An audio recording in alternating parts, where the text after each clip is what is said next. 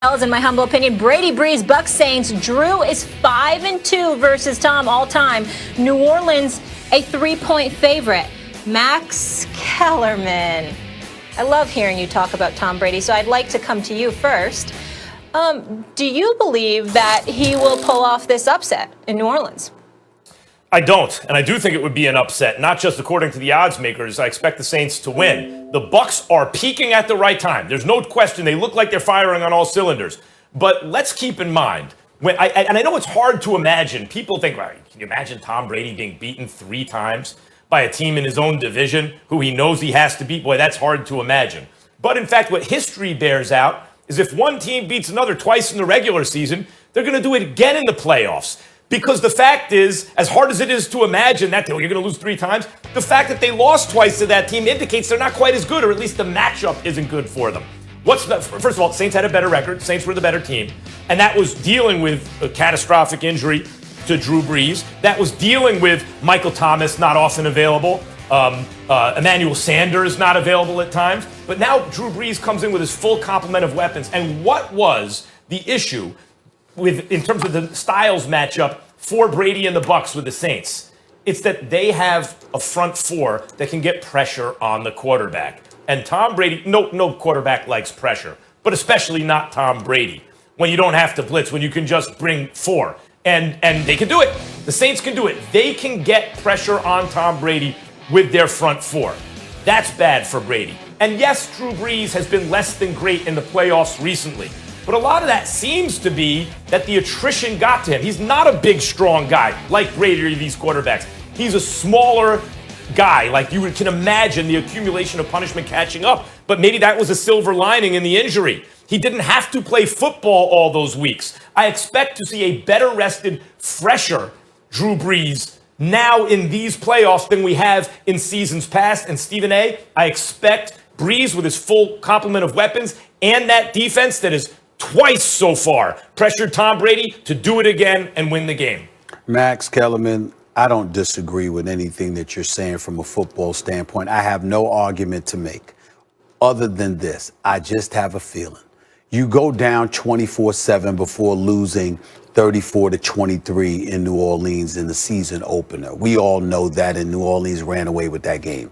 The second time they go to Tampa and they just blitzed them on Sunday night. They were up 38-0 before the final score was 38-3.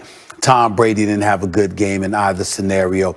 You had Antonio Brown the second game around. It didn't matter. Mike Evans, Chris Godwin couldn't do but so much. Gronkowski couldn't do but so much.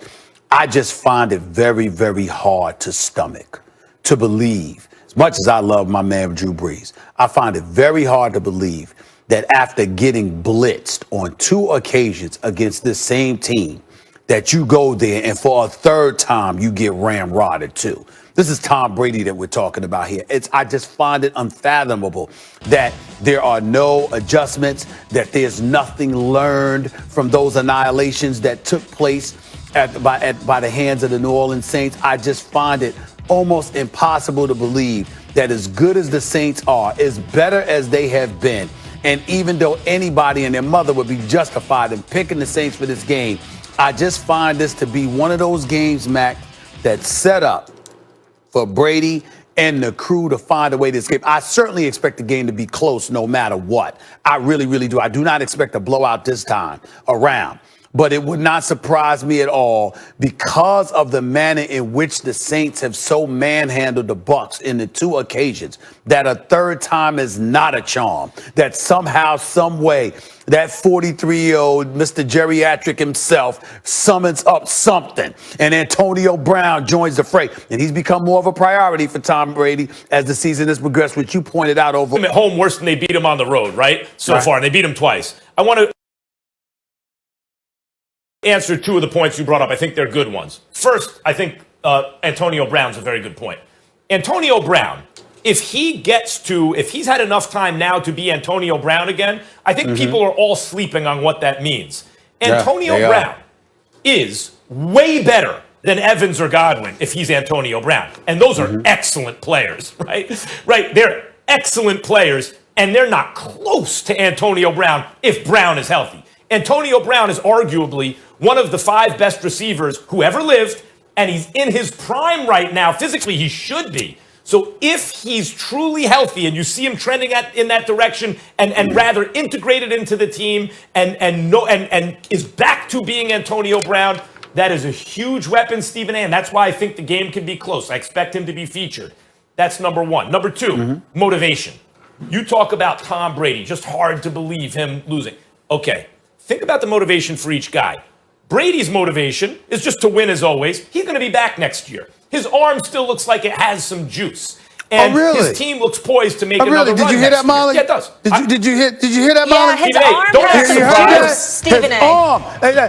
We bring up the clip or nothing like that, Max. You said his arm, Max. You said his arm is live. For 5 minutes? Yes. You said that, Max. Compared to Drew Brees, it's so much fun. Tom Brady, even as his arm looked weaker to me in recent seasons, it still looked stronger than Drew Brees's.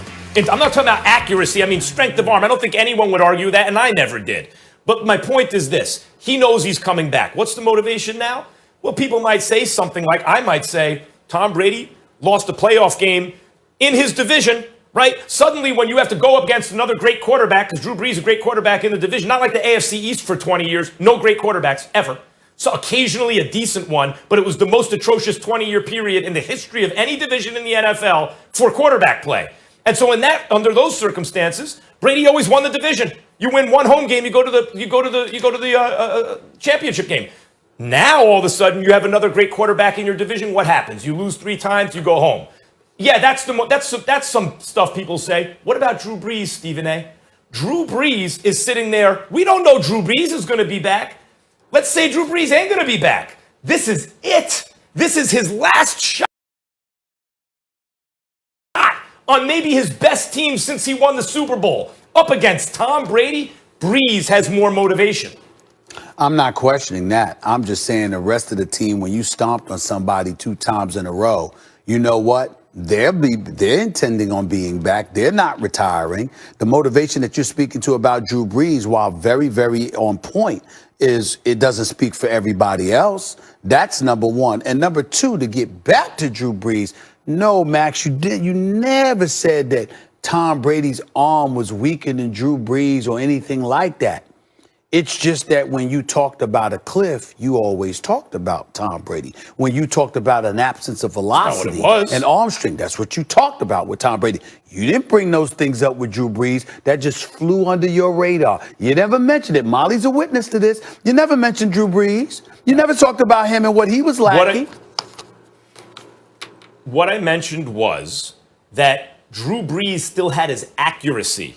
And accuracy is what he hung his hat on. So Drew Brees was still closer to elite, closer to his old self, even without the arm strength, as Tom Brady, who seemed to lose some zip off his fastball. Yes, he could still throw it. You know, he still had his fastball, but he couldn't control it the same way. So that seems to me to be a mark of age. However, this year, with an embarrassment of riches at the receiver position. What that got to do with his arm strength? He made very good use of it. What that has to do with his arm strength? The embarrassment of riches don't have anything to do with his arm strength. He has not been as good as he once was, but he's still been very good. I've given him that credit already. Don't act surprised. Okay. All right. He's got a lot of juice in his arm. I'll leave you with that. What had happened was, all right, fellas, we will leave it there when we come back here on First Take. After their first playoff win in over 25 years, will the Browns keep it close against the defending champs? That's going to be a good one as well. I can't wait for this weekend.